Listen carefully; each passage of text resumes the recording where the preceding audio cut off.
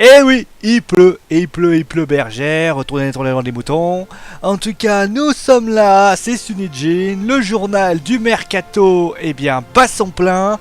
Et donc au programme de l'émission d'aujourd'hui, vous aurez du Paris Saint-Germain, encore, vous parlerons ensuite de l'Olympique Lyonnais, pour terminer avec la peut-être destination de Dani Alves. On va commencer déjà avec le Paris Saint-Germain, le PSG qui continue encore une fois à prospecter de $6. On va encore faire un point transfert arrivée-départ. Alors je sais que beaucoup vous dites pourquoi il ne fait que parler du Paris Saint-Germain. C'est parce que c'est le club dont on parle le plus dans les news en ce moment.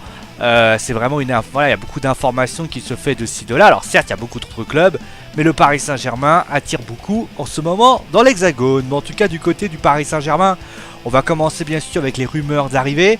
On va commencer déjà avec la rumeur qui ne sera pas une rumeur puisqu'elle est officielle. Ever Banega ne signera pas au Paris Saint-Germain. Son agent a déclaré qu'il revient d'ailleurs à Séville. Du côté de Pep, on va dire que rien n'est sûr. En fait, il y a une rumeur qui a été donnée. C'est le Mundo Deportivo qui a été, pour ainsi dire, annoncé.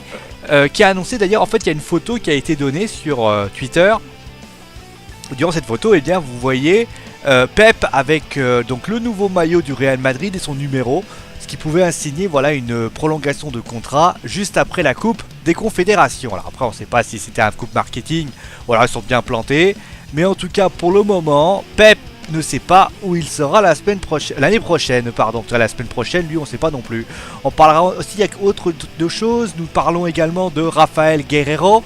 Rafael Guerreiro qui, lui, a un montant. Tout le club, l'état-major parisien, est d'accord pour le faire venir.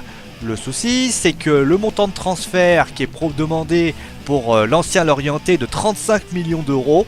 Et donc, on ne sait pas si les Parisiens seront prêts à dépenser autant pour récupérer, a priori, soit la doublure ou la titulaire, et donc le successeur de Maxwell. Si jamais cela ne veut pas être fait, le Paris Saint-Germain irait du côté de Jordan Amavi, qui joue qui est descendu, qui est en Championship, la D2 anglaise, et qui pourrait donc se retrouver du côté du Paris Saint-Germain pour la modique somme de 8 à 10 millions d'euros. Bon, ensuite, nous avons également une autre rumeur, c'est Ferland Mendy, joueur du Havre, qui il devait aller à Lyon a priori. Jean-Michel Aulas d'ailleurs avait à peu près dit qu'il était vraiment sur le dossier, et c'est un latéral gauche.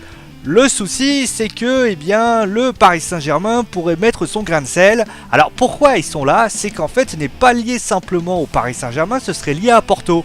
Porto veut Ferland Mendy, et comme Antero Henrique se trouve du côté du Paris Saint-Germain, ils ont peut-être prévu un deal.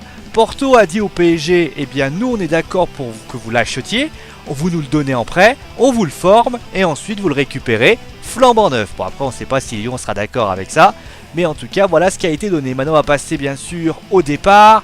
Au niveau des départs, vous avez déjà le départ officiel de Younes Sabali.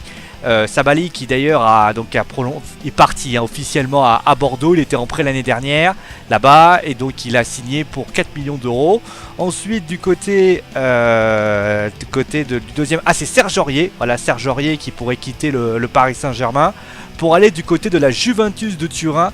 En fait ce serait pour tout simplement pallier au départ de Dani Alves, et peut-être de Sébastien Lichtsteiner qui pourrait quitter la vieille dame pour se retrouver autre part. Mais bon, pour l'instant rien n'est dit. Antero Henrique devrait discuter avec les responsables de Serge Aurier. Bon, allez, on va passer maintenant à l'Olympique Lyonnais. Bon, en plus de Ferland Mendy, l'Olympique Lyonnais, les Gones sont sur un autre joueur. Il est pas mal ce joueur, c'est un buteur qui joue au Real Madrid. Ce n'est pas Karim Benzema, c'est Mariano Diaz, qui est un jeune joueur qui devrait arriver pour la somme de 8 millions d'euros. Alors vous allez me dire, c'est pas grand chose pour un jeune prometteur, mais en fait le Real aurait signé en disant que s'il vient, il n'y a pas de souci, mais si jamais on veut le récupérer, on sera prioritaire sur l'arrivée. Bon, après on verra bien sûr si cela est possible ou non. Bon, en tout cas ensuite ça devrait se faire. Du côté des départs, Maxime Gonalon, lui, devrait signer à l'AS Roma. Il en a fait une priorité et il est intéressé par le club italien. On termine maintenant avec Dani Alves. Dani Alves qui, vous le savez, le finaliste de la Ligue des Champions, va quitter eh bien, la Juventus de Turin. Pour aller où, vous allez me dire? Eh bien, deux clubs se trouvent en position pour pouvoir le récupérer. Le premier, c'est Manchester City, et le second, c'est Tottenham. Et oui, les deux clubs eh bien, seraient prêts à tout simplement tenter de convaincre le joueur de signer pour leur club. Alors, ça va arriver assez vite, hein. Dani Alves devrait a priori prendre sa décision et l'officialiser dans les prochains jours. D'ailleurs, on se demande comment le Paris Saint-Germain ne s'est pas pu se positionner pour quelqu'un qui est quand même finaliste de la Ligue des Champions. Voilà, c'est la fin du journal du Mercato. J'espère que ça vous a plu. On se retrouvera bien sûr demain pour encore une fois une pluie d'informations pour les différentes actualités du Mercato et des transferts dans chaque pays et donc club qui vous est proposé. Je vous fais des gros bisous et je vous dis à très vite.